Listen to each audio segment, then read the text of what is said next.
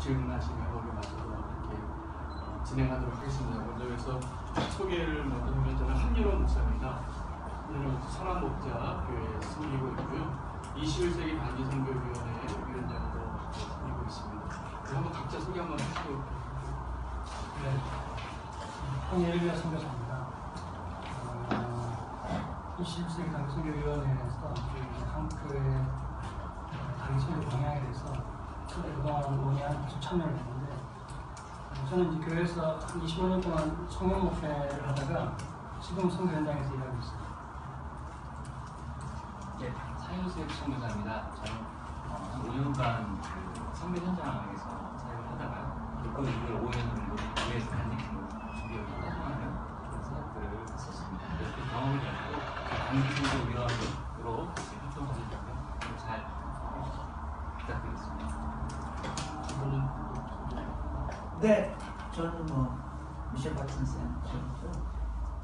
저희가 이제 성경국에서 또 성경 파트너스 맡겼다가 미션 파트너스로 왜 그런 변화들을 당기 성경하고 연관이 되어 있는데요. 한국 성교 전체 지형과 동원의 그 패러다임 자체가 바뀌어야 된다고 봅니다. 그래서 성교를 단순히 이벤트로 자꾸 생각하는, 당기 성교도 마찬가지입니다. 대표적인 게 이벤트성, 그죠? 네. 이벤트도 중요하지만 성교는 결국 라이프롱 전입니다. 평생 선교적 존재가 되도록, 그러니까 내가 선교적 행위를 하는 일도 중요하지만 우리가 선교적 존재가 되어야 되지만 선교적 행위가 나오지 않습니까?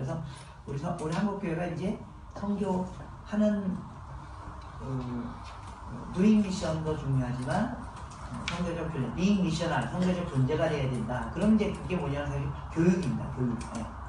교육을 통한 선교 동원이든 선교 단기 선교도 마찬가지고, 그래서 한 번에 단기 선교 단기 중요한 것이 아니라 그런 마음을 갖고 나중에 얘기 나올 때 국내에서도 해외 단기 선교 할 수 있거든요. 국내에서 기관에서. 그래서 그런 변화들을 모색하기 위해서 저희가 이제 미션 파트너스한 새로운 운동을 런칭한 겁니다. 그래서 이제 작년에 런칭을 했기 때문에 지금 이제 사역은 많이 알려져 있지만 퍼스펙티브를 그래서 단체는 오히려 더 알려져 있는데 아무튼 그 일을 제가 집중하고 있습니다. 제 이름은 강대흥이고요. 저는 그 태국에 지금 있습니다. 단기 선교 포럼 이번에 처음 참석을 했는데 현장에 있다 보니까 주변에 있는 나라의 선교사님들이 단기 선교와 관련해서 어떤 생각을 가지고 있는가 하는 동원하는 쪽에 제가 좀 역할을 했고요. 그래서 이제 이 모임에 참석하게 됐습니다. 첫 번째 이제 시작하는 결제로 제가 먼저 지금까지 21세기 단기선교위원회가 어떻게 무슨 일을 하는지 좀 간략하게 좀 소개해드리고 오늘 기자회견 나누기를 원하는데요. 2011년에 처음 단기선교 표준 지침서를 만들자고 모이게 됐습니다. 그래서 지금 한 5년 전이죠. 그래서 표준 지침서를 만들었고 2012년에는 그 표준 지침서에 대한 해설서를 만들었습니다. 그리고 2014년에는 단기선교여행 그 이후에 대한 사역, 교육, 장기사역으로의 동원이라는 주제로 세미나와 함께 포럼을 진행했었습니다. 그리고 올해 초에 2월 달에 이 단기선교위원회에서 처음으로 그럼 현장에 가서 현장의 선교사님들의 목소리를 듣고 단기선교에 대한 새로운 방향성을 같이 논의하자라는 주제로 아시아 포럼을 방콕에서 진행했습니다. 그래서 그 아시아 포럼에는 한국과 태국, 라오스, 캄보디아, 베트남, 미얀마, 중국, 네팔에서 오신 16명이 참석하셨습니다. 이 단기선교에 대한 이야기를 좀 먼저 시작하겠는데요. 단기선교 21세기 단기선교위원회가 왜 시작이 되었는가라는 그 당위성에 대해서 좀 말씀드리고 싶은 게, 올해도 지금 5월인데 이 시점이 이제 교회에서나 단체에서 단기선교 여름에 이 핫시즌으로 들어가는 바로 전이죠. 그래서 지금 이 시간에 이 기자회견하고 함께 또 나누는 자리가 참 시기적절하다고 생각이 되어지는데, 5년 전에 그런 자료가 나왔습니다. 우리나라에서 1년에 여름에 단기선교 나가는 사람의 숫자가 10만 명으로 통계가 되는데 아마 지금 그 이상일 거라고 생각이 되어집니다. 그 엄청난 금액과 자원과 이 선교에 대한 그 큰 내용이 어떻게 보면 지금 한국 선교에서 가장 많은 선교 사역에 동원되어지고 비용이 쓰여지는 형태로 본다면 단기 선교권입니다. 근데 이 단기 선교에 대해서 아무도 아주 심각하게 아니면 더 전략적으로 아니면 더 필요한 것들을 연구하고 노력하지 않았다는 데 문제점을 갖게 된 것이죠. 처음에는 이 단기 선교에 대한 것을 부정적인 시각에서 시작을 했습니다. 그런데 이 5년 정도 이렇게 계속 단기 선교에 대한 가이드를 해드리고 의견들을 수렴하면서 발견하는 것은 이 시대에 하나님께서 지금 사용하시는 선교의 가장 메인스트림이 단기 선교구나 라는 것이 우리의 의견이기도 합니다. 그래서 어쩌면 지금도 누가 시키지 않아도 가장 많은 교회에서 단체에서 선교 사역이 이루어지는 형태로 따지면 단기 선교일 겁니다. 그래서 단기 선교에 또 문제가 있다면 이것이 그 누구도 컨트롤할 수 없는 형태로 지금 진행되고 있다는 것이죠. 그래서 그냥 이 단기 선교는 지금 주님이 하나님 하고 계시는 겁니다. 하나님 하고 계시는 건데 그렇다고 우리가 그냥 뭔 하나님이 안 하세요? 네, 하나님이 이제 하시는 가장 구체적인 형태라고 보인다는 거죠. 그런데 앞으로 단기 선교가 그럼 어떻게 될 것인가 봤을 때 누가 특별히 동원하지 않아도 특별히 푸시하지 않아도 단기 선교가 더 많이 일어날 것 같은 분위기입니다. 그렇기 때문에 단기 선교에 대한 시각을 다시 바꾸고 이번에 현장 선교사님들과 만나서 현장 선교사님들이 대부분 그 필드의 대표성이 있는 분들이 오셨는데 다 깜짝 놀라셨어요.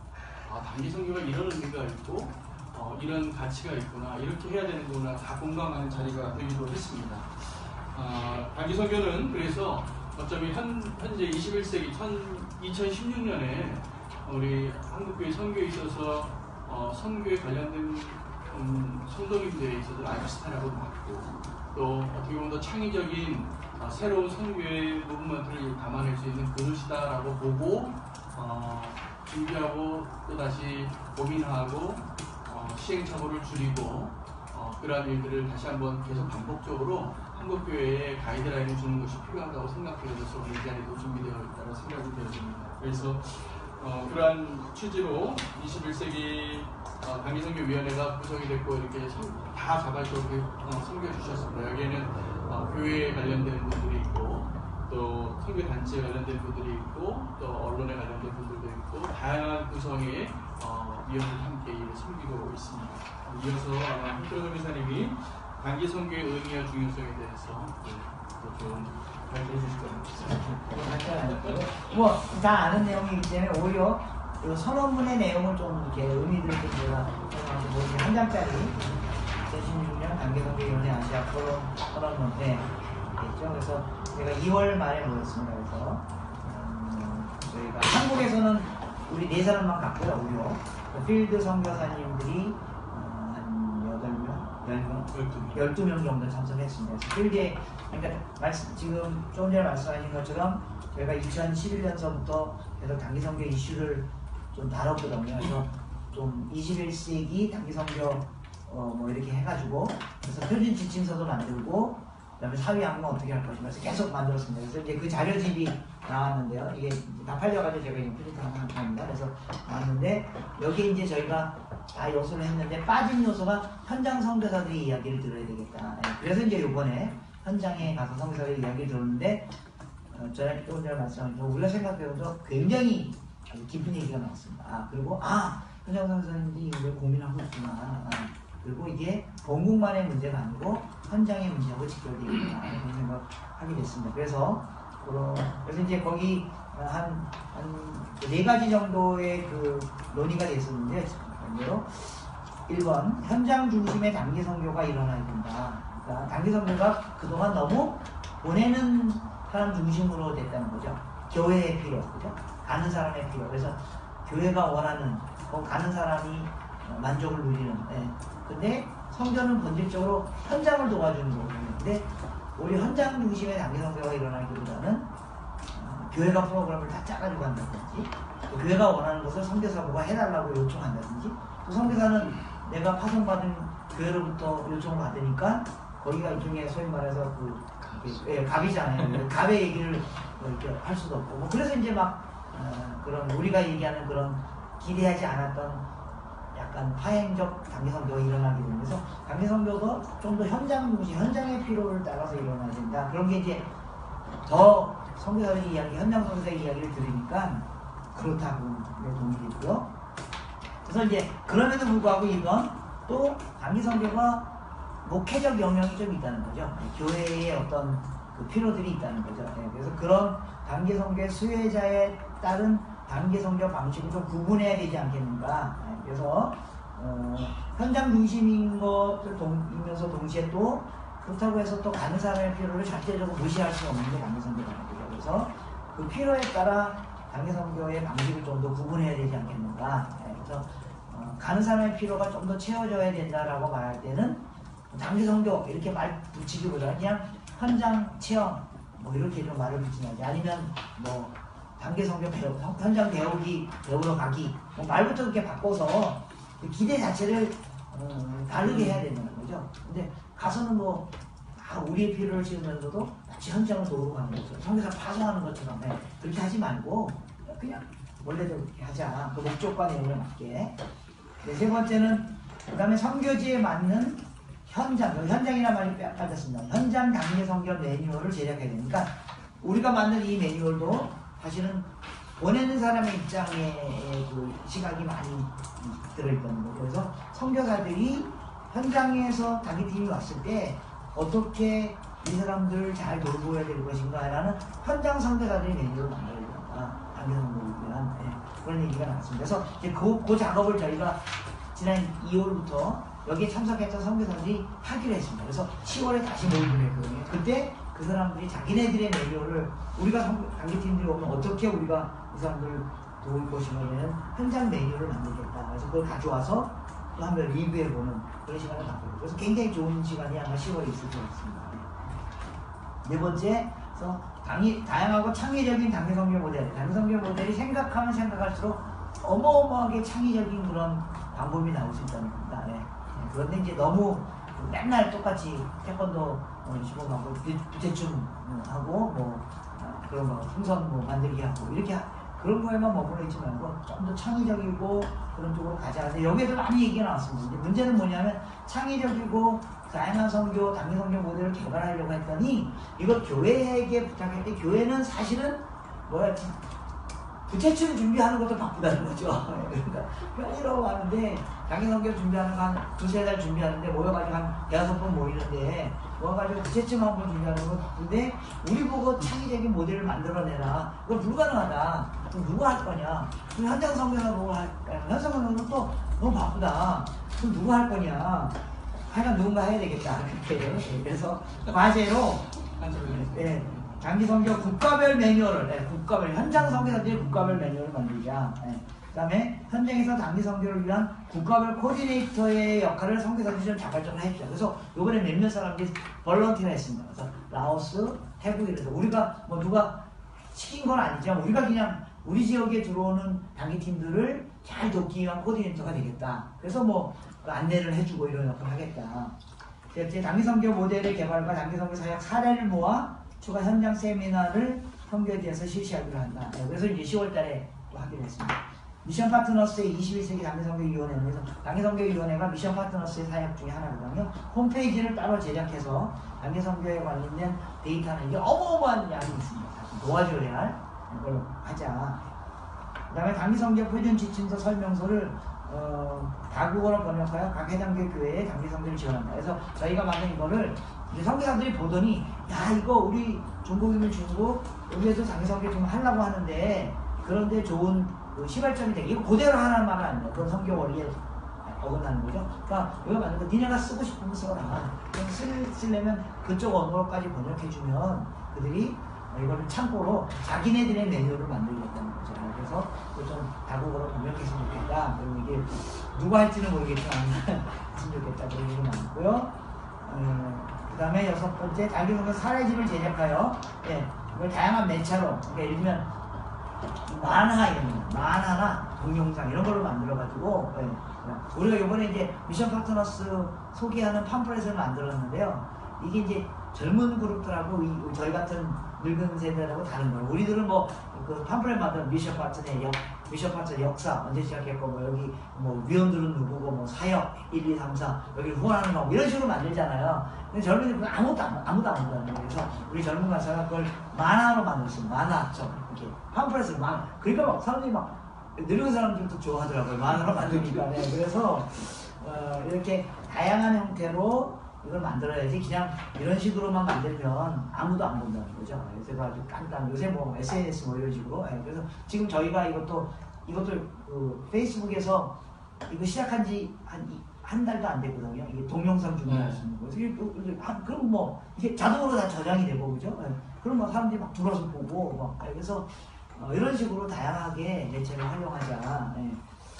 그래서 이제 10월에 단기선교 현장 포럼, 그러니까 우리가 이걸 2011년부터 해왔기 때문에 여러 가지 현장 포럼만 또 한 번 더 하자. 그래서 10월에 베트남에서 하게 됐습니다. 혹시 여러분들 중에 관심 있으신 분은 한두 분 기자들 중에서 가면 좋겠습니다. 너무 같이 가고 싶네요. 네, 그래서 그 회사에 좀 얘기해가지고 이런데 기자들 보내야지 쓸데없이 뭐 여기에 뭐 어른들하고 쓸데없는 게 아니에요. 좋은 겁니다. 교회 어른들하고 같이 가는 게 중요하지만 그런 얘기. 네, 이어서 저희가 이제 그때 필드에서 많은 분들이 좋은 의견을 내주셨는데 그때 의견들을 한번 또 수렴해 주셔서 우리 강대현 목사님 필드에서 바라보는 의견들. 이제 필드에서 선교사들이 일단 단기 선교 그러면은 주로 어떤 개념이냐? 그 아들이 와서 불체 춤추고 뭐 태권도 하고 뭐 그런 거 아니냐 이런 개념이 하나 있어요. 그다음에 또 다른 개념이 하나 있는데 우리 그때는 나오진 않았는데 저거 사역하고 지금 독립해서 나갔지만은 이 사람은 단기 선교집을 데리고 오지를 가가지고 3박 4일을 거기 있으면서 교회를 하나 세워요. 그런 사람이 있어요. 근데 있는데 물론 처음에는 이제 제가 많이 도와서 시작을 했지만은 그러나 그렇게 해가지고 이제 그러니까 태국 사람들은 아니고 소수 종족이죠. 소수 종족이 마을에 들어가가지고 며칠 있으면서 이제 전도체 하나를 세우고 교회를 세우고 그렇게 했는데 어쨌든 그분은 그걸로 성공해가지고 단기 선교는 나는 좋다 이렇게 생각하는 분이 있어요. 근데 일반적으로 단기 선교에 대한 그 선교사들이 갖는 생각은 현장의 니드보다는 화성교회의 니드라는 거죠. 그러니까 화성교회가 이 단기 선교 프로그램을 이제 여러 가지로 생각을 해서 사람들을 보내는 건데 이제 거기에 대한 얘기는 뭐 나중에 좀 나오는 어떨지 모르겠어요.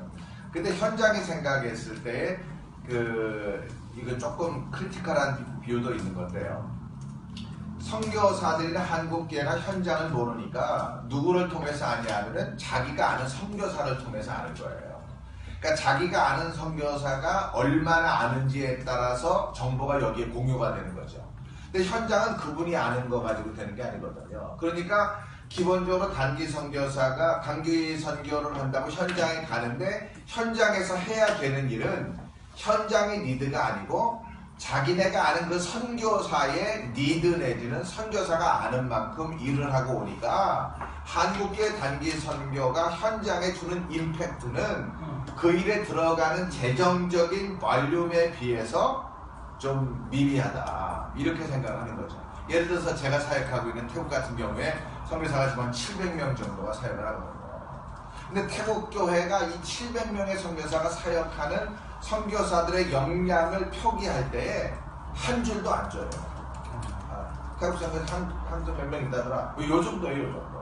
그러니까 한국 선교사가 교회를 개척을 하고 단기 선교를 보내는 것이 정말 이것이 현지 그 땅의 주인들이 생각하고 있는 뷰로 봤을 때에 조금 이건 미미하다고 보는 거죠. 그러니까 여기에 전략적인 변화가 있어야 된다 하는 이제 그런 생각입니다. 그리고 이제 단기팀이 간다 할지라도 그 현장이 어떤 니드가 있는지 그 선교사의 역할이 중요한데 사실 그런 면도 많이 좀 불만스럽게 생각을 하고 있거든요. 그래서 앞으로 현장에서 생각하고 있는 단기 선교의 포맷은 정말 선교사의 선교를 돕는 건지 아니면은 현지에 있는 교회를 돕는 건지 아니면은 화성교회가 보내는 교회가 니드에 의해서 우리가 가서 무슨 일을 해주고 오겠다든가 아니면은 우리 교회에 현지 선교사들의 우리 교인들에게 선교지를 보여줘서 기도 제목을 가지고 좀 선교적인 삶을 살도록 하겠다는 것 이런 것들이 좀 정의가 되면은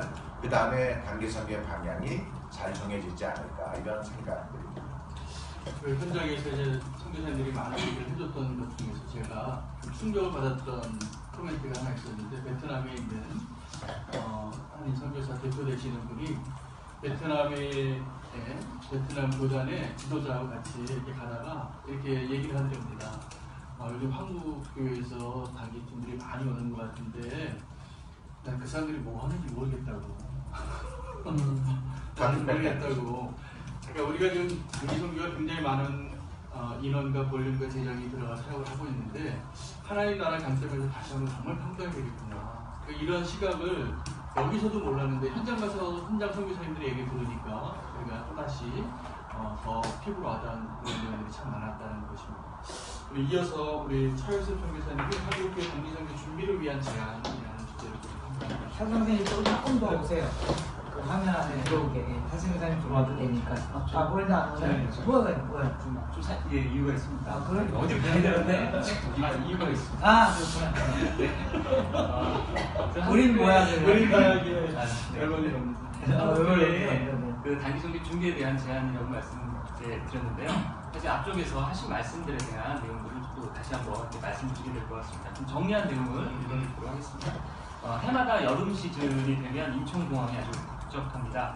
물론 오고 가는 관광객들의 수도 날로 증가하기도 하지만 공항을 메우는 해외 여행객 중 선교를 목적으로 떠나는 그룹이 상당히 많이 있음을 알 수가 있습니다. 스쳐 지나가다 들리는 권사님, 집사님, 또 장로님, 형제, 자매 등의 서로를 부르는 호칭만 들어도 또는 옹기종기 모여서 기도하고 또 여행을 떠나는 그런 모습만 봐도 또 어디 단기 선교팀이라고 적힌 큰 현수막을 들고 사진을 찍는 모습만 봐도 쉽게 선교를 목적으로 한 여행객들임을 알 수가 있습니다. 이런 팀들이 쉽게 눈에 띈다는 것은 그만큼 한국교회가 선교에 관심이 많고 또 열정적이라는 것을 나타내 보이는 한 면이라고 생각이 들었습니다.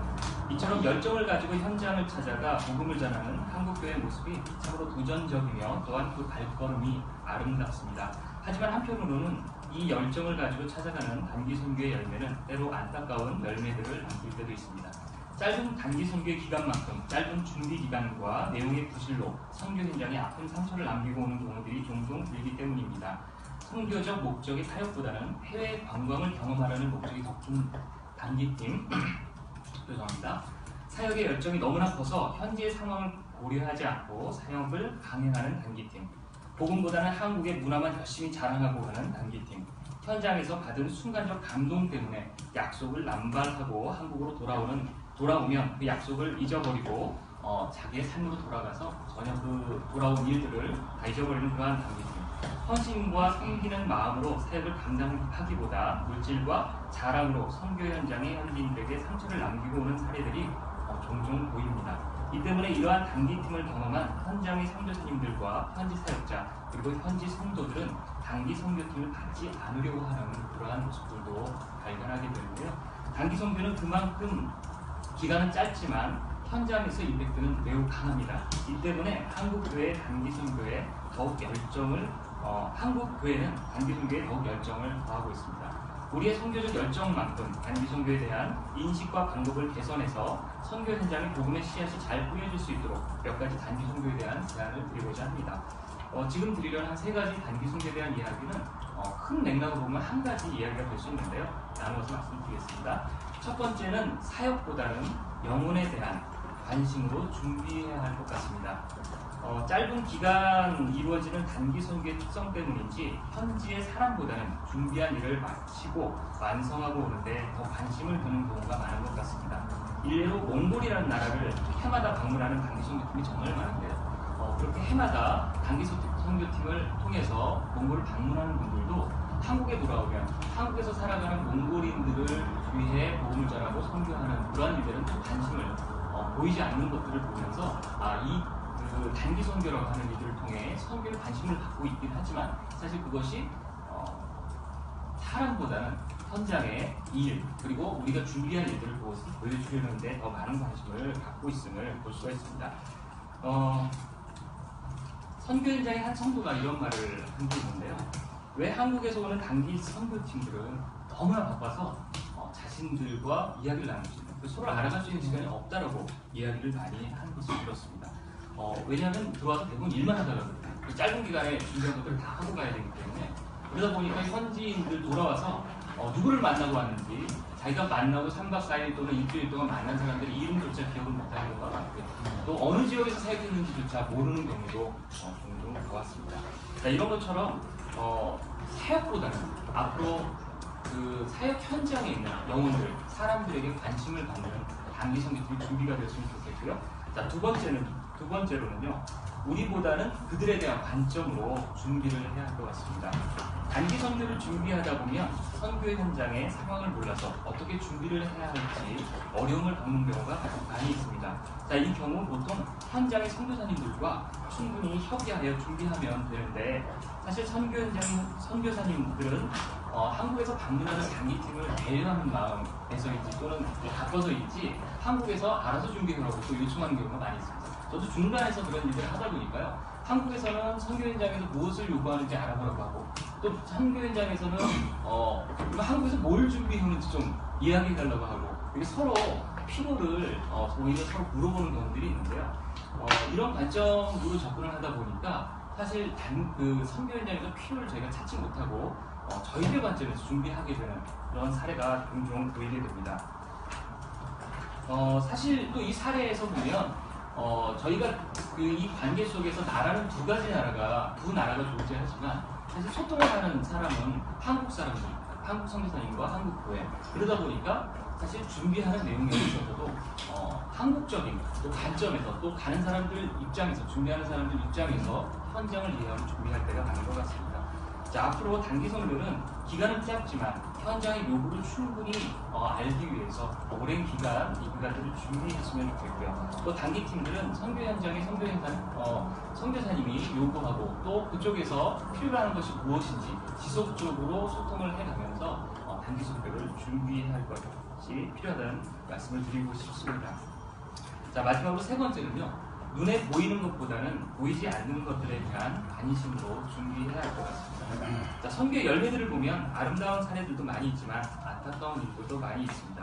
그 중에 가장 가슴 아픈 일은 우리보다 선교 현장의 사람들이 부족하다고 생각하고 그들을 돕기 위해서 단기 선교 현장으로 가게 되는 경우입니다. 이러다 보니까 이들을 위해서 준비하는 것이 대부분 물질을 나눠주던가 아니면 우리가 가지고 있는 것들을 그들에게 주는 형태의 선교 사역들이 이루어지고 있는데요. 물론 이런 일들이 선교 현장에 필요한 경우도 많이 있습니다. 하지만 지금은 그 선교 현장의 패러다임도 상당히 많이 바뀌고 있고요. 최근에 요청하는 것들을 보면은 물질보다는 다른 부분들을 요구하는 경우들이 상당히 많이 있습니다.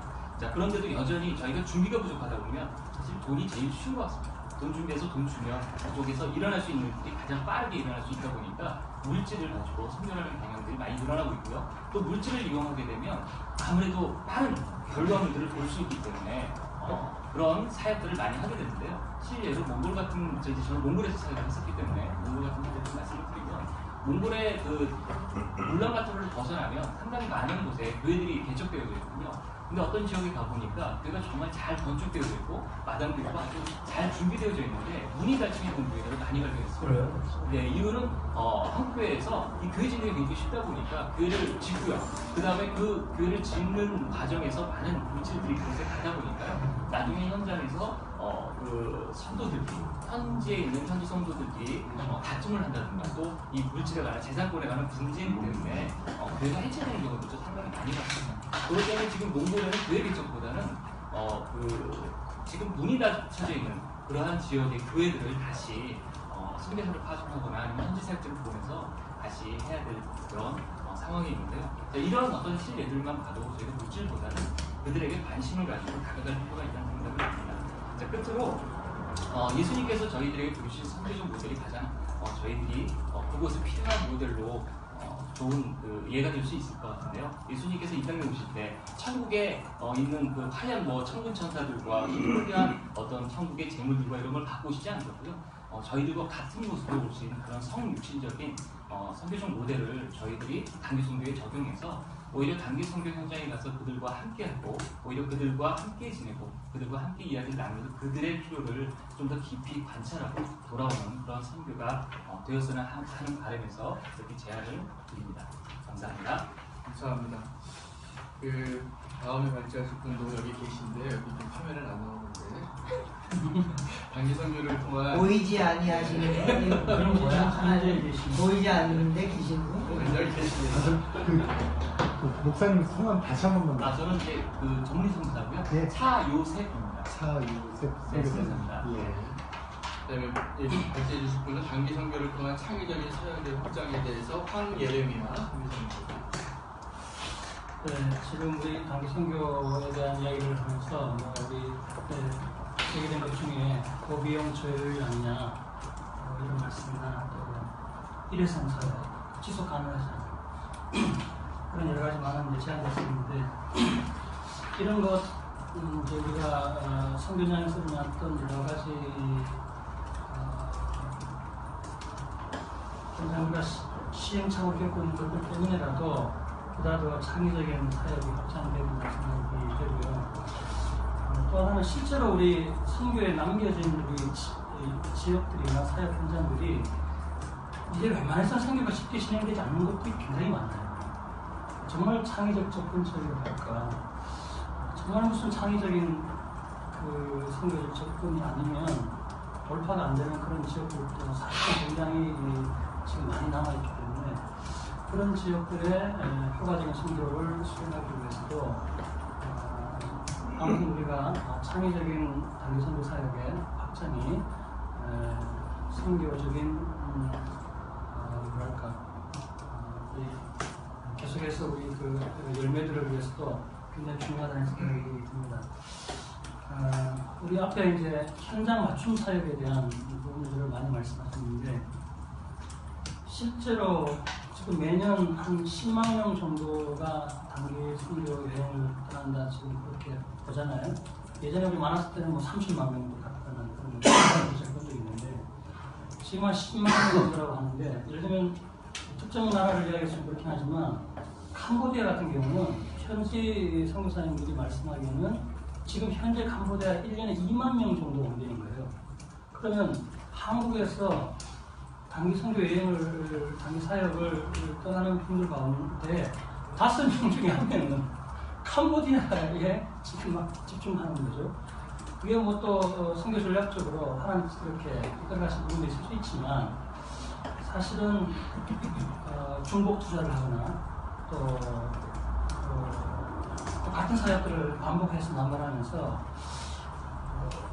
어떤 부분에는 더 이상 단기 틈이 당분간 좀 필요하지 않지 않냐, 좀 방문 안 해줘도 괜찮지 않냐 이렇게까지 이제 현장에서 얘기하는 얘기들을 한국에서 잘 모른단 말이에요.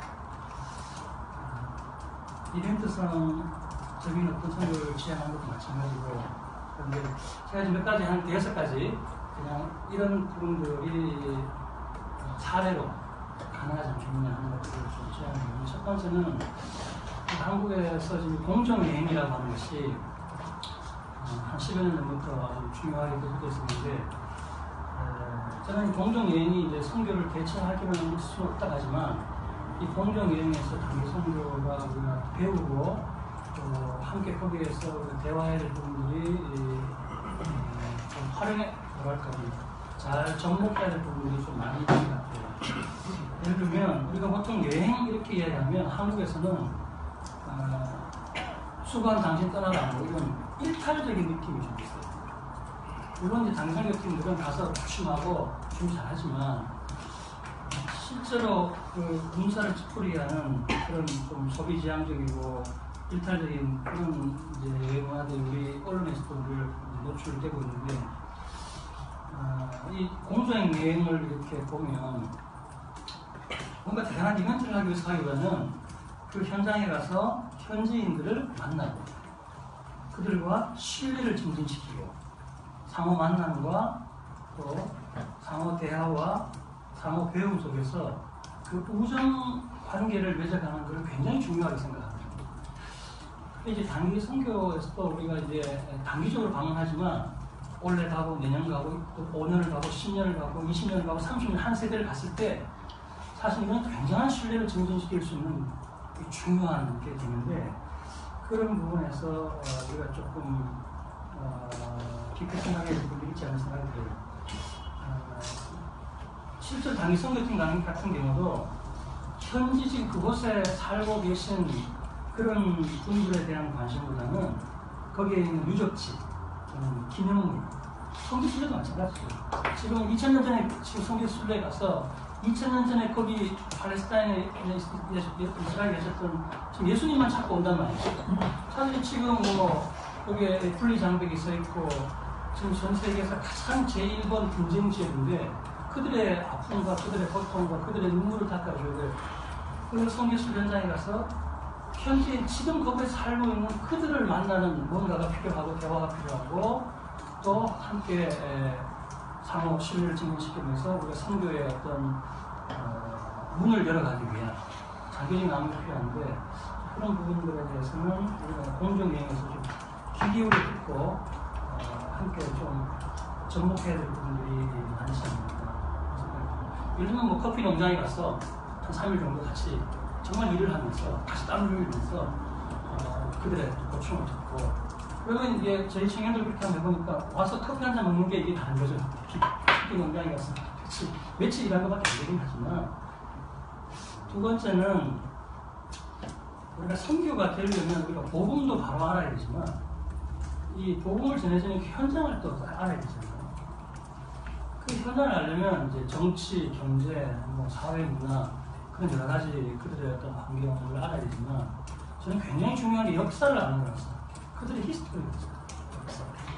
그 속에는 그들의 아픔이 있고 또 침략당한 어떤 그런 뭐 아픔도 있고 여러 가지 그 안에서 그들이 있었던 역사적 갈등이 있었는데 과연 그런 부분들을 우리가 충분히 해나가지 못하고 그들을 정말 하나님의 사랑으로 더 깊이 품고 이해하고 그들과 더 깊은 만남을 가질 수 있을까 그런 생각인데요. 저는 이제 순례 기도회라고 하는 것을 이제 제안해보면 어떻게 보면 역사 기행인데 아까 우리 한철 선생님 말씀하신 것처럼 맨 처음에 선교사로 갔을 때 가서 일부터 하려 가지 말고 처음에 이제 한 번, 두 번 갈 때는 정말 공부하고 배우러 가라는 거죠. 그 현장을 가보고 현지인들을 만나보고 인터뷰를 하고 또 정말 기자 정신을 가지고 그들의 역사를 읽고 가고 공부하고 해서 예수님께서 그 소외된 갈릴리로 먼저 가셨던 것처럼 그 아픔과 그 어떤 고통의 현장 하나님 나라의 창조 질서가 가장 훼손된 그런 곳에 가서 그 하나님의 아픔, 통증에 참여하는 그 일들이 먼저 있고 나야 그 다음에 여기서 우리가 어떤 일들을 해야 되겠다 또는 장기적으로 어떤 프로세스들을 진행해야 되겠다라는 것들이 나오는 건데 근데 이제 물론 현지에 이제 장기적으로 계시는 선교사님들이나 분들은 뭐 잘 아시겠지만 단기팀들이 그 모든 것들을 그 뭐랄까 시간적인 것들을 다 뛰어넘어서 이들이 이렇게 아픔이 있구나. 저는 저희 청년들하고 같이 가서 청년들이 가장 충격을 받았던 것은 뭐 동티모르나 그런 실제로 분쟁 지역이긴 하지만 가까운 일본의 나가사키 같은 데 와서 그들의 그 역사 수많은 크리스찬들이 아주 거기에서 순교했던 그런 현장들을 그 역사를 모르고 가면 그냥 사진 몇 장 찍고 다 안 보이잖아요. 근데 이제 그 보면 볼수록 그 현장에 대한 이해가 깊어지는 보면서 뭐 그런 부분들도 이제 좀 처음에 할 수 있지 않을까. 하나님의 아픔에 참여하고 그들의 눈물을 닦아주고 교모의 그들의 우리도 상처가 있잖아요. 그것도 다 상처가 있거든요. 함께 그런 부분들을 함께 또 치유하기 위한 그런 대화들을 하고 있는 거예요. 세 번째는 선교 가운데 이런 것들이 많은 것 같아요. 교인들은 열심히 기도하고 교인들의 선교 홍보를 받아서 목회자나 특정 사역자들이나 선교팀들이 가서 선교 심부름을 하고 오는 거죠.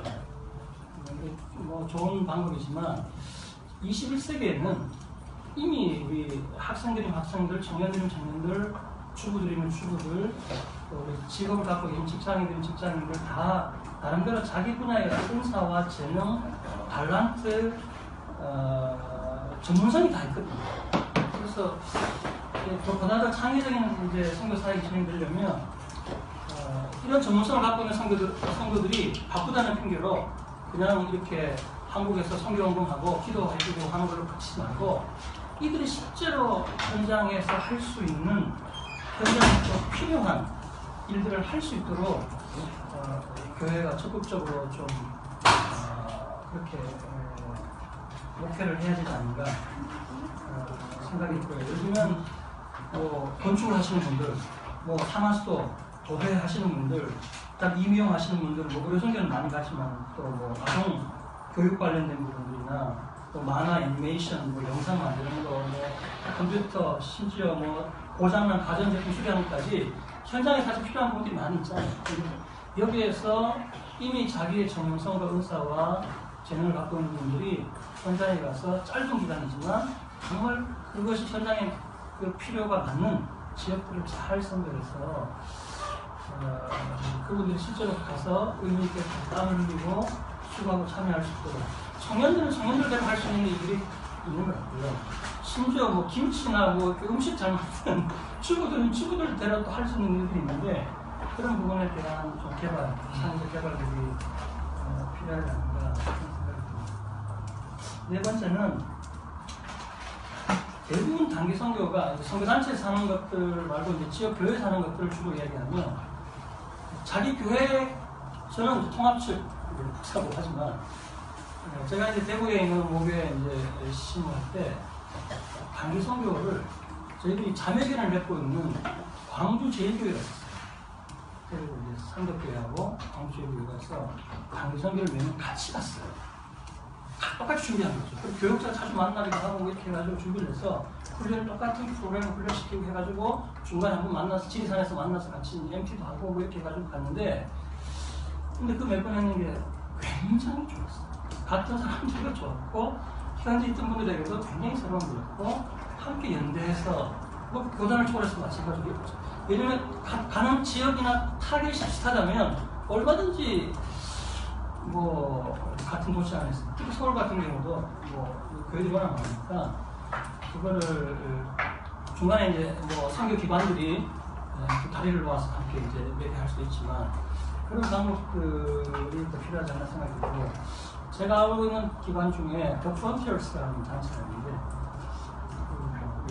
제주 뭐 강정마을 때문이라도 아주 계속적으로 잘 알려져 있지만 그분들이 이제 1990년대부터 timor-Leste, 아프가니스탄, 반다, 파키스탄 이런 전 지구적인 재난이 일어나는 현장에서 이제 그 구호 활동도 하고 여러 가지 선교 활동을 했는데 이분들이 이제 하는 활동 가운데 이제 매년 한 달씩 피스 캠프를 해요.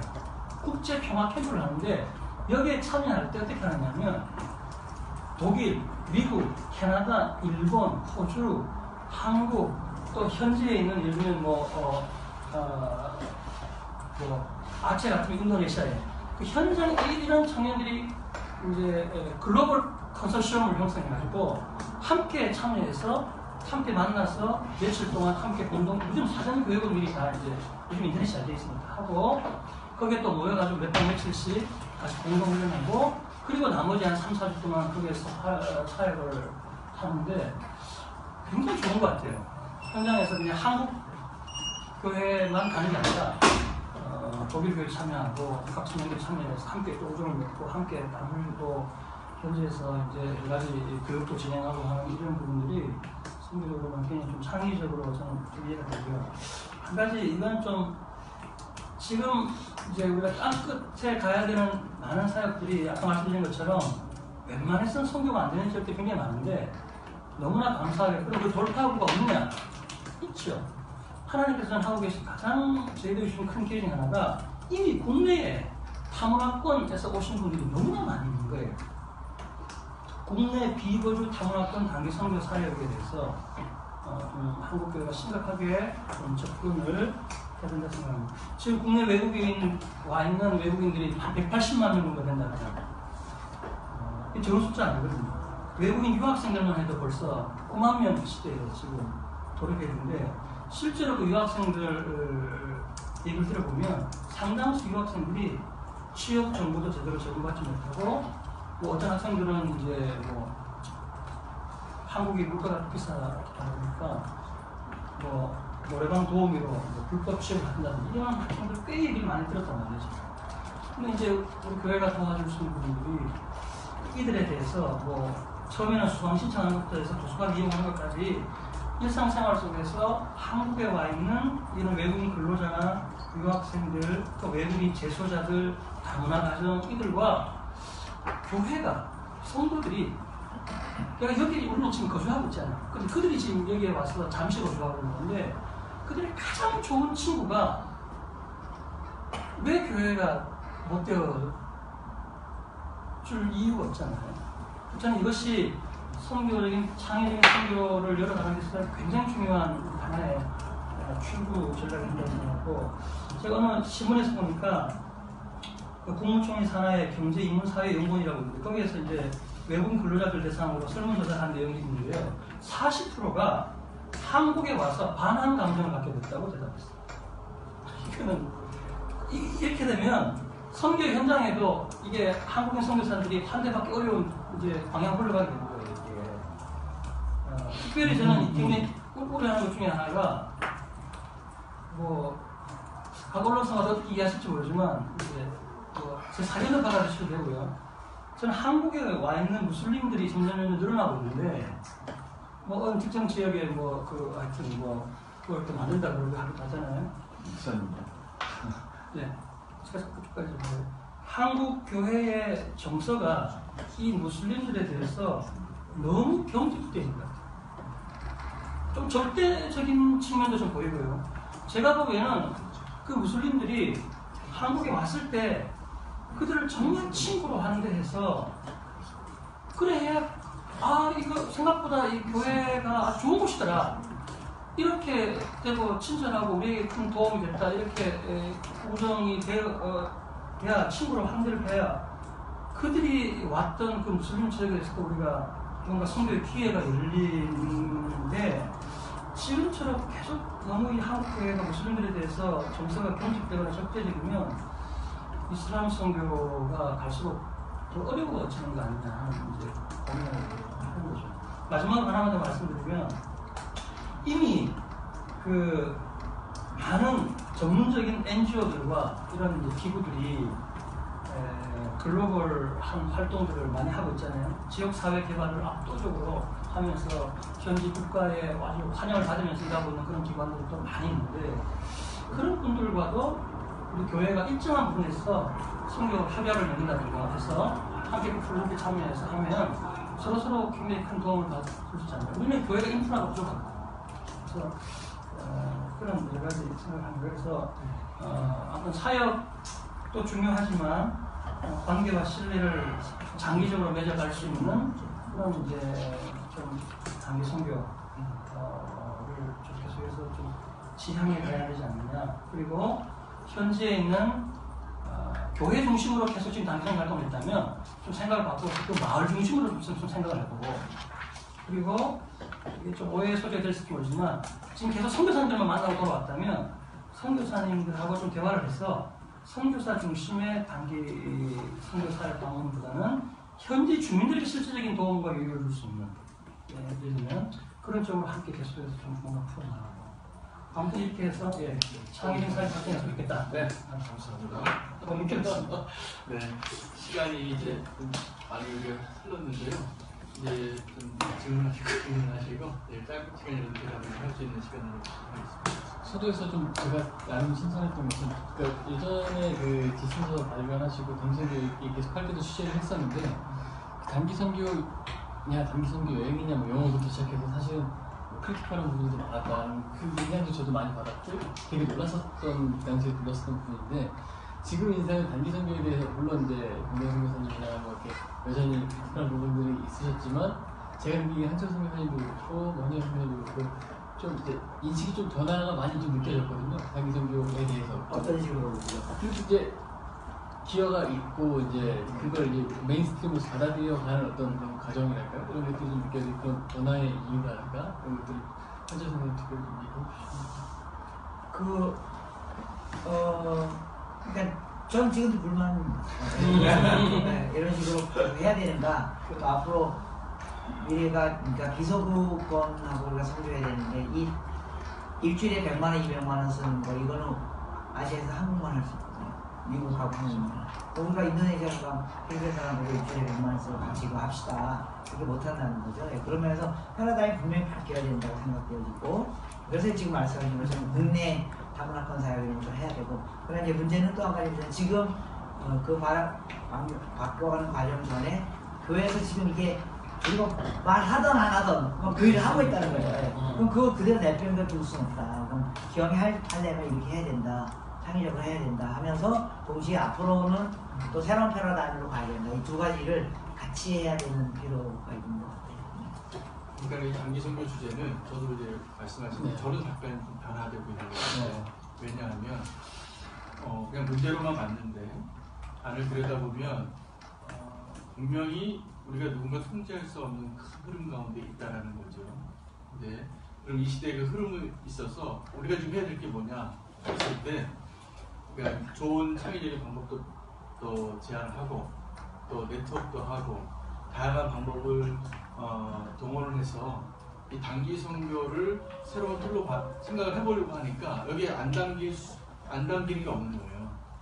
그래서 무슨 전문의 선교를 한다든지 요즘 뱀도 사실 단기 선교로 하면 훨씬 더 효율적으로 담아낼 수 있는 길을 창출해낼 수 있다는 거죠. 예를 들면, 그리고 장기 선교사님에 있어서도 정체되어 있는 그런 사역에 더 많은 활력을, 앞으로 아마 전통적인 방식으로 이루어지는 선교는 내리막길을 갈 거예요. 그렇다면 이 전통적인 선교의 그런 내리막길을 다시 한번 활력을 좀 일으킬 수 있는 방향이 어디서부터 힘이 올까? 교회의 성도들이 어떻게 더 관심을 갖게 될까? 선교에 동참할 수 있는 기능이 있을까? 저는 여기 있다라고 생각이 되어집니다. 그래서 더 네트워크를 하고 그 좋은 사례들을 제시해주고, 컨트롤할 수는 없지만 가이드를 제시해주고, 이런 노력이 더 필요한 때가 아닌가 생각합니다. 예전에 패밀리가 떴다라는 프로그램이 제가 기억이 나는데, 사실 선교 가시는 분들이 가시는 선교사님들을 좀 이렇게 리더해드리러 간다고 생각을 하고, 그 프로그램을 하는 이제 시골에 사시는 할머니 할아버지들을 도시로 가서 쉬게 하고 이제 거기서 생활을 하는 방식이 되게 재밌었던 것 같은데, 이 전에 했던 행사랑 연관을 지어서 선교사님들의 심과 관련해서 생각을 해본다면 어떤 그런 구조의 어떤 창의적인 그런 것들이 좀 계속 개발되면 좋겠다는 생각도 좀 개인적으로 생기고, 좀 그 맛도 아직 이제 인식이 저희 부모님도 매년 가시거든요. 근데 사실 부채 장구 치신 분이 그런데, 그런 거 말고 가서 진짜 선생님들 쉴 수 있는 단기 선교 팀들이 좀 준비돼서 가면 좋겠다. 그러니까 만약에 전통적인 관점에서 선교를 생각할 때 단기 선교를 보면 문제점을 발견하라면 수도 없이 많습니다. 수도 없이 많은데, 그래서 만약에 좀 바꿔서 틀을 장점을 위주로 풀어나간다 그러면 이미 이 흘러가는 이 단기 선교의 흐름 안에서 보완해서 활용할 거로 찾는다 그러면 더 많아진다라는 얘기죠. 그런 것들도 좋은 활용할 수 있는 기회로 이용될 수 있다고. CTS 유현석 기자로 늦어서 죄송한데 오다가 좀 하고가 약간 있어가지고 그 질문을 드리자면 조금 다른 주제일 수도 있는데, 저희가 좀 정리를 드리면서 했는데 13년도에 제가 필리핀 태풍 났을 때 취재를 갔었고 15년도 네팔 지진 때 취재를 갔었어요. 그래서 너무 좋은 시간들이었는데, 거기서 그런 정말 현장에 이게 다 드러나더라고요. 재난이 딱 터지니까 뭐 죄송한 말씀이 너무 잘 하시지만 월실이 드러나더라고요, 현장에. 저는 제가 그렇게 말씀을 못 드리고 13년과 15년이 너무나 도움이 됐어요. 뭐 다 들어서 아시겠지만. 근데 15년 네팔 모델이 좀 지향점이 돼야 된다고 생각을 해요. 그 복구 과정에서. 그래서 딱 봤을 때, 물론 뭐 당연히 그 선교사님들도 삶이시고 제가 감히 판단할 수도 없지만, 네팔에는 너무 그게 잘 됐더라고요. 지진 나고 그런 정말 아수라장의 삶과 죽음이 공존하는 그 현장에서도 정말 막 같은 팀이라고 볼 정도로 그렇게. 그리고 지금도 계속 교류를 좀 하고 있긴 한데, 뭐 여기서 지금 위원회나 이렇게 준비하시는 선교사분들 입장에서도 이 키워드들이 정말 핵심을 잘 하신 것 같으세요. 그래서 드리고 싶은 질문은, 저는 재난 쪽에 조금 포커싱을 맞추자면, 재난 현장에서 뭐 그건 발생해야 되고 아직 일어나지 않았기 때문에 위기관리라는 측면에서는 어떻게 좀 매뉴얼도 조금 있을 것 같은데, 현장에서 느끼는 그런 뭐 매뉴얼이라고 할까, 그런 것들을 어떻게 좀 준비하는 게 중요할지 여기를 좀 알려주시면 공국마다 그게 다 다르겠지만 나라마다. 그 재난사역에 전문적으로 사역하는 단체들이 있잖아요. 위관리제도. 네, 그러니까 이제 계속 당교성교를 보는 문제는 뭐냐면 당교소를 주로 하는 그룹이 여기 있어요. 그러니까 교회, 네. 총칭해서 교회. 그다음에 교회가 어떤 사역을 하든 그 사역을 전문적으로 제공할 수 있는 그 단체들이나 그런 요소들이 있다는 거죠. 이게 이제 서로 공유하거나 협력하지 않는다는 거예요. 그러니까 단기팀 재난사역에 어쩌라서 와 몰려가도 가서 단기팀들이 가서 할 수 있는 일들이 굉장히 제한되어 있다는 거죠. 근데 그 일주일에도 가서 효과적으로 사역할 수 있는 그 방법이나 매뉴얼은 또 전문 단체들도 갖고 있거든요. 그러니까 이게 서로 연결이 돼서 교회가 여기에 도움을 받아서 가야 되는데 지금 서로 도움을 안 받으려고 그러는 것 같아요. 그러니까 교회들은 우리 돈 있고 뭐 있고 뭐 가면 되는 거지 뭐 이렇게 그렇게 생각하고 그리고 또 단체들의 뭐 지시받는다고 생각하고 우리가 뭐 그 단체를 섬기려고 그러냐 뭐 우리 교회고 이렇게 얘기되고 또 단체들도 겸손하게 교회에 가서 섬기려고 이렇게 해서 우리가 당신을 섬기면 되고 그다음 우리 오십시오 돈과 사람을 보내십시오 뭐 이렇게 돼서 이 두 그룹이 연결이 안 되는 거예요. 이게 뭐 그 지금 위기 상황뿐만 아니라 모든 영역에서 단기성교육도 마찬가지입니다. 저희가 이제 단기성교육 처음 막 활성화되기 시작할 때 뭐 10년, 15년 전에는요 단기성교육 세미나 막 500명, 1000명씩 모였어요. 근데 지금 단기성교육 세미나는요 10명도 안 돼요. 교회들이 뭐예요? 우리가 다 알고 있다. 근데 실제 교회 안에 들어가 보면 더 잘못된 방법을 하기 때문에 10년, 20년보다 더 문제가 발생했다는 거죠. 근데 이제 그래서 우리가 교회에 대해서 막 비난해요. 근데 지난번 어떤 우리 첫 번째가 두 번째 그 세미나 할 텐데 그리고 막 교회가 그렇게 하면 안 됩니다. 막 비난했더니 어떤 목사님 청년부 단기팀 이끌어가는 목사님 손으로 딱 얘기하는 우리 성사님.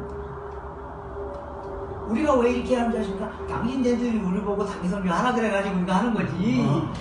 당신네들이 하라 그래서 우리가 하는데 왜 또 이제 와서는 당신이 우리 보고 잘못했다고 말합니까? 이 이슈라는 거죠. 그래서 다 선교단체들도 겸손하게 정말 교회 안에 어떤 필요들이 있는가 그 성교생하고 뭐 돈만 보내십시오, 사람만 보내십시오 이렇게 하는 거로부터 돌아서야 되고 교회도 또 우리가 돈 있고 사람 있으니까 우리가 그래서 이 두 그룹이 좀 서로 겸손하게 만나고 하는 그런 식으로 저희들이 지금 이제 무시아파트를 그 하려고 하는 시각차가 거예요. 너무 심한 예, 너무 심해요. 이 간극이 예. 이게 좁으면 좁을수록 더 좀 잘 될 것 같은데 너무 이게 크니까 현장에 있는 성교사님들 대로 이게 아닌데 교회에서 우리가 뭐 도와주고 하는데 이게 너무 차이가 크니까 그 안에서의 뭐 언밸런스가 그러니까 이거 도덕적 문제가 아니잖아요. 그죠? 다 잘하려고 하는 거니까 이게 뭐 기술적인 문제라는 거라서 그걸 우리가 언론대로 도와줘야 되고 이렇게 그렇게 하는 일이 필요합니다. 그 기자님이 그 얘기하실 때 2014년 필리핀하고 2015년 갔다는 제가 두 군데 다 갔거든요. 그랬어요? 저희 교회 재난구호팀을 이수락하시게 되세요. 혹시 서남자교회. 제가 거기서 만나봐요. 거기서 그래서 필리핀의 경우는 아주 제 경험 좀 말씀드리고 대답을 좀 드리는데 그때는 기아 대책이라는 아주 훌륭한 대책을 했었고 네팔 갈 때는 아주 소규모지만 현장 선교사님과 연결이 돼서 갔는데 아주 장단점이 있었습니다. 그래서 이게 저도 그때 일종의 재난구호를 가는 교회의 단기팀이었어요. 참가할 때가 가서 교회 재난 기금을 효과적으로 어떻게 활용할 수 있는가를 두 케이스를 경험해 봤는데 핵심은 네트워크입니다. 그래서 이런 자료를 같이 공유할 수 있는 그래서 지금 이런 단기 선교에 대한 주제에 대해서 어느 교회나 단체가 개교회가 다루기 너무나 큰 주제예요. 그래서 저는 이 단기 선교위원회가 이 미션 파트너스 산하에 아주 중요한 사역이 될 거라고 저는 믿습니다.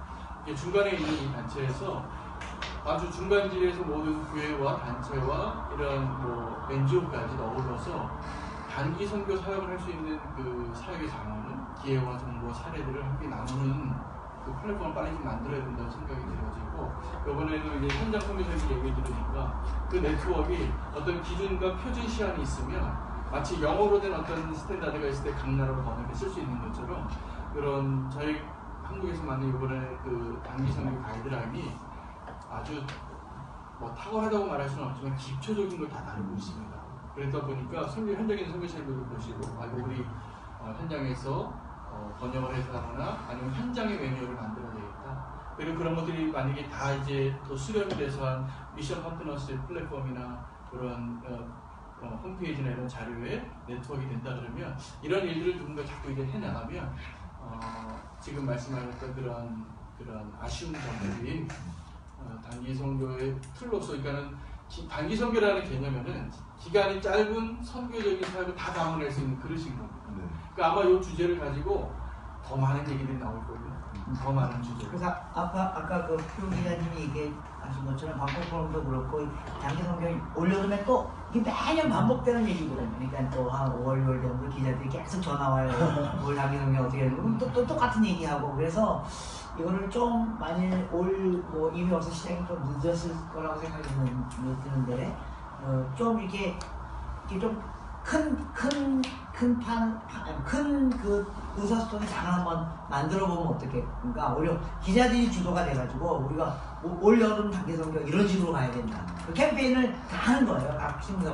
왜냐면 그 기사를 분명히 다룰 거기 때문에 분명히 뭐 6월, 7월 되면 한 곡씩 다르잖아요, 그죠? 근데 올 여름 한국 단기 성경 우리가 이런 식으로 한번 해보자. 그래서 그 캠페인을 하나 하고 여러분들이 주최해가지고 오히려 이런 패널 뭐 이런 디스커션 한번 그걸 해서 교회 목사님도 초대하고 근데 언론사 기자도 가능하면 다 오고 그다음에 선교지에서 와서 큰 얘기들 그러면 이게 훨씬 더 많은 범위에 이렇게 알려지게 되고 그렇게 그런 것들 좀 몇 번 하면 어떨까 하는 6월달에 저기 한국교회를 노한다 한번 싹 오셔갖고 하셔서 좋으시거든요.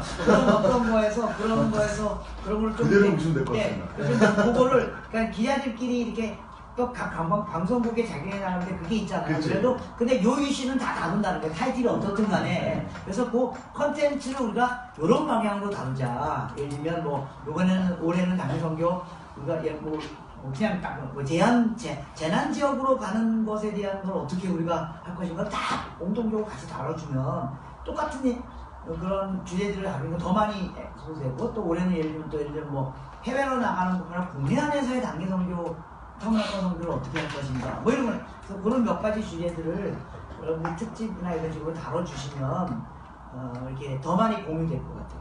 굉장히 중요해요. 계속 우리 한명 선생님 얘기하는데 뭐 저는 여기 한명 선생님 꼬심이 넘어와서 이거 지금 하는 거 있지만 그리고 들여다봤더니 교회에서 지금 선교계에 쓰는 돈이 선교사 파송하는 데 들어가는 돈보다 여기 더 많이 쓰는 교회도 있더라고요. 선교사들에게 지원하는 돈은 1년에 뭐 한 3, 4천만 원밖에 안 되는데 그 교회가 단기팀 가는데 5, 6천만 원을 쓰고 있다는 거예요. 이런 문제들이 변화되는 게 굉장히 중요해서. 단기 선교에 대해서 부정적인 얘기를 하면은 가장 놀라는 사람이 미국에 있는 한인교회 목사님들이에요. 근데 미국은 이미 그 전문적인 장기 선교사 파송하는 일은 많이 줄어들고 있지만은 미국 교회 자체가 단기 팀들을 보내는 일을 열심히 하거든요. 그러니까 선교를 하기는 해야 되는데 헌신자는 없고 나가는 사람은 없고 후원하기도 어려우니까 선교에 동참하지 않으면 또 교회로서 낙후된 것 같으니까 뭔가 선교적인 일을 하기는 해야 되는데 헌신자라든가 장기 사역을 보낼 수가 없으니까 단기에 이제 올인을 하게 되는 거죠. 그러니까 미국에서 단기 얘기, 부정적인 얘기하면 큰일 나는 거거든요. 그래서 그거를 전제로 하고 우리가 4년 전에 시카고에서 미국계 선교인들 한 2,000명 앞에서 우리가 이 단기 선교 문제를 가지고 대담을 한 적이 있어요.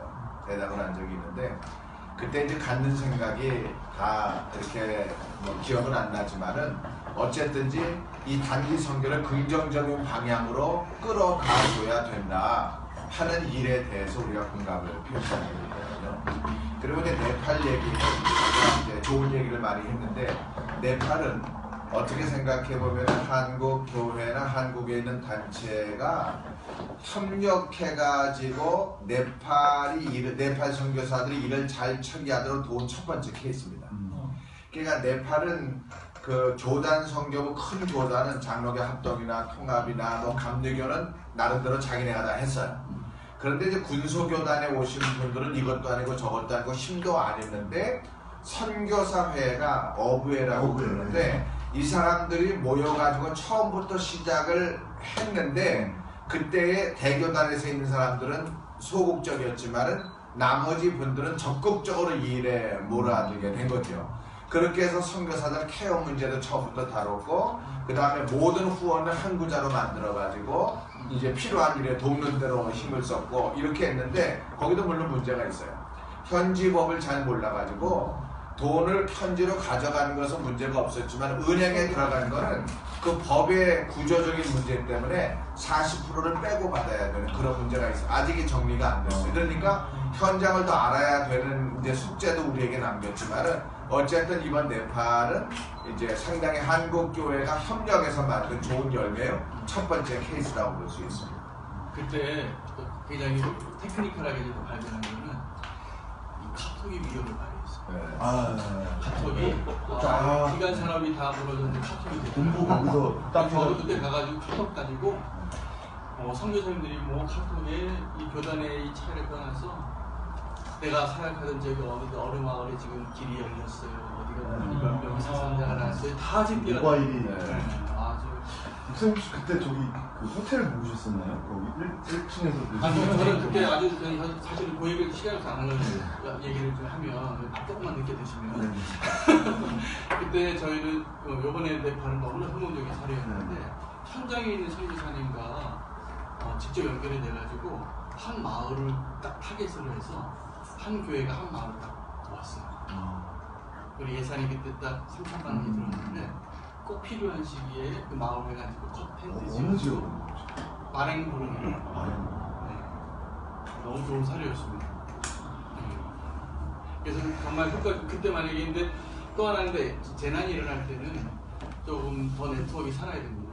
왜냐하면 이번에는 굉장히 좋은 사례였는데 많은 경우에 한국인 선교사나 교회들이 재난에 막 달려들어갔을 때 문제점이 뭐냐면 내가 가서 양동이 하나 부어주고 오는 걸로 기뻐하고 돌아오는데 실질적으로 재난 구조의 기본 원칙이 뭐냐면 이것을 통합해서 효과적으로 분배하는 게 키입니다. 근데 우리나라가 이것을 잘 못하더라고요. 이게 그냥 내가 하고 그냥 만족하고 사진 찍고 돌아오는 거죠. 그런데 효과적으로 제도적으로 그것을 하려면 베이스 캠프에서 모든 NGO들 함께 테이블에 앉아서 당신은 뭘 교육을 맡고 당신은 위생을 맡고 뭐 이렇게 다 나눠서 파티션을 나눠서 해야 되는데 그런 아쉬움이 좀 필리핀에서 제가 봤는데 네팔 같은 경우는 그때 그린다터스라고 네. 아시겠지만 그 부산 베이스인 그 의료 선교팀이 오셔갖고 그런 부상자들을 치료하고 그런 게 되게 좋게 보이더라고요. 그래서 물론 뭐 선교의 형태나 방법론은 다 다르지만 그런 것들이 좀 좋았던 모델이 아니었나. 그런 부분들에게 만약에 교회가 앞으로 언젠가 뭐 재난이라는 한 주제로 단기 선교를 다루자. 그러면 교회가 단기 선교를 재난의 주제로 했을 때 어떻게 할 것인가? 뭐 매뉴얼과 경험과 전문단체와 전문가들의 의견을 또 다 모으면 굉장히 유익한 가이드라인이 될 수 있을 겁니다. 그런 게 너무 많아요. 단기 선교를 담아낼 수 있는 사역의 대상입니다. 이렇게 하면 어떨까요? 지금 얘기가 많이 됐으니까 또 여기서 이렇게 좀 마무리하고 한 가지만 더 어떻게 뭐 단기 선교 이슈가 원래는 중요한 이슈인데 저는 계속 거기에 관심이 있습니다. 그리고 언론이 굉장히 중요합니다. 그런 면에서는 언론들이 어떻게 올여름 단기 선교 이슈에 대해서 우리가 어떤 일을 좀 할 수 있을까 그런 거 한 가지만 얘기하고 클로즈하고 식사하면서 또 식사하셔야 되니까 항상 30-40분 더 얘기하면 될 것 같은데 그런 거 어떻게 아까 제가 제안했던 얘기는 그런 문제 그런 게 가능할까요? 근데 저희도 다들 소속이 다르고 그러다 보니까 뭐 어떤 공간이라든가 뭐 이런 어떤 행사를 만들어 그러니까 저희가 만들 수는 있는데 만들 수 있는 문제가 뭐냐면 저희들이 뭐 이렇게 공간을 만들고 이런 걸 문제가 없는데 그 기자들이나 그 사람들 다 초청하고 이러는 거에 그것도 저희가 너무 힘들거든요. 그러니까 우리가 요번에는 무슨 한이 있더라도 그거 모이면 우리가 다 모이겠다 예를 들면 그렇게 그쪽에서 그 역할을 해주고 또 뭐 강목사님 또 우리 선교 단체 대표들 뭐 단기 선교 우습게 하는 대표들이 있는데 아니다 대표 꼭 교단 그 소위 말해서 스테이크 홀더도 정말 얘기를 듣고 자기 그런 사람 모으겠다 오케이 또 이쪽에 모으겠다 그래서 이걸 나눠서 일을 해야 돼요. 그렇지 않고 한쪽에서 그걸 다 하면 하는 게 너무 힘듭니다. 그래서 이제 그렇게 해서 우리가 딱 한번 합시다. 그러면 뭐 지금 여기 있는 분들만 그 의두합이 되면 나머지 그 언론사들 같이 얘기해가지고 회장님이 연락해가지고 이렇게 그래서 이슈를 만들자 아니면 어떤 이슈를 우리가 논의하자 그래서 그 이슈를 갖고 우리 한번 올려놓으면 그러니까 결국 언론이 여러분들이 그냥 단순히 리포트하는 것뿐만 아니라 이렇게 계도하는 그런 것 중에 당위성이 굉장히 분명히 있습니다. 다른 어떤 거 그래서 보신 분들 교회들이 다 교단별로 보니까 그래서 어떻게 계도하는 그 방향성을 정하고 언론이 한번 해보자. 그래서 단순히 그냥 회의 가서 리포트 하고 이렇게 하는 것보다 그런 것들을 한번 여러분들끼리 논의 한번 하시고 뭐 저희한테 연락을 주시면 오케이 저희가 또 이렇게 해서 딱 만들어가지고 합시다 이렇게 하면 되니까. 한 가지 기회는 요번에 이제 10월달에 제가 베트남에서 현장에서 이 단기 선교 주제로 그 후속 모임을 하기로 했어요. 이 이슈를 한번 꺼내놨더니 너무나 반응이 좋았던 거죠. 그래서 현장에 있는 선교사님들이 올 여름을 다 보내보고 피드백 모임도 각 필드에 매뉴얼을 만들어가지고 오기로 했습니다. 매뉴얼 가지고. 네. 그래서 그게 또 하나의 정말 네 그때도 몇 분 좀 가셔서 네, 한번 좀 지원 좀 해주시면 네. 열심히 우리 시장은 본인 비행기를 되시면 세금에서 지원할 수 있어요. 그 얘기는 나도 하겠다. 비행기를 내줘야지 가지. 요즘 그 선교사님들은 뭐 항상 어려우셨지만 언론사들도 그러네요. 많이 어렵습니다. 존폐 위기들을 맞아요. 겪으면서 이렇게 그 돈 대서 가는 해외 취재들을 갈 수 있는 언론사들이 그러니까 이제 기독교 내 타임즈 포인트는 있을까? 이제 그래서 예를 들면 이런 근데 이제 또 똑같은 얘기인데 이 단기 선교라는 데 들어가는 교회가 사용하는 비용은 수백억 수천억이라는 거죠. 예. 그러니까 어떻게 하면 그 교회로 하여금 그 수백억 수천억 중에 1억만 언론사 쪽으로 플로잉이 돼서 이들이 이런 것들 잘 만들어가지고 교회를 도고 그러니까 저기 눈먼 돈이 여기 많이 있어요 사실은. 그래서 그걸 여러분들이 잘 이렇게 해가지고 그걸 하면은 뭐 지금 딱 아이디어가 떠오르지 않지만 그런 것들 만들어야 됩니다. 근데 그 눈먼 돈이 네. 한 곳에 다 모여서 이렇게 저장고에 있는 것이 아니라 그렇지 않습니다. 각자의 주머니에서 나오는 각자의 주머니에서 그러니까, 나오니까 예. 그 눈먼 돈은 예, 이렇게 그러니까 그걸 모으기가 어떻게 힘들죠. 이렇게 같이 채널링하고, 그러니까 당장 요번에도 예를 들면 우리가 방콕에 가서 했지 않습니까? 할 때는 다 우리가 돈을 냈어요. 우리가 돈을 내고 어떤 한 교회가 200만 원을 이 사역을 해서 헌금했는데 그 돈을 갖고 우리가 숙박비를 다 책임지겠다. 그 다음에 비행기 값은 선교사님들도 현장 선교사들도 마찬가지예요. 이게 직접 자기 일이 아닌데 자기 비행기 값 내고 여기 오는 거 근데 오십시오. 그리고 숙박비는 우리가 책임지겠습니다. 그래서 뭐는데 너무너무 좋은 거야. 그래서 결과적으로 어떻게 되냐면 그 중에 몇몇 선교사님이 한 선교사가 다음번 하는 숙박비 제가 다 책임지겠습니다. 그러니까 한 선교사가 자기가 2,000불, 3,000불 책임지겠다고 말해요. 이게 무슨 말? 그 사람이 부자라서 그런 얘기를 한 게 아니라 이게 자기가 너무나 절실한 문제였다는 거죠. 그러니까 이렇게 되면 그게 그 자원이 모아지는 거거든요. 그러니까 그런 것들을 우리가 하는 게 굉장히 중요한 거예요. 죄송한데 다음 주제도 또 오케이. 그럼 여기까지 하고 그다음에 클로즈 하고 그러면 명가님 클로즈 하고 밥 먹는 거는 뭐 굳이 같이 빨리 식사를 하시면서 먼저 가실 분 식사하시고 가시고 신동명 기자 늦었지만 와서 반가워요. 저희 그 크리스찬 기자협회 그 총 크리스찬 기자협회 회장님. 네. 자 빨리 식사를 저기에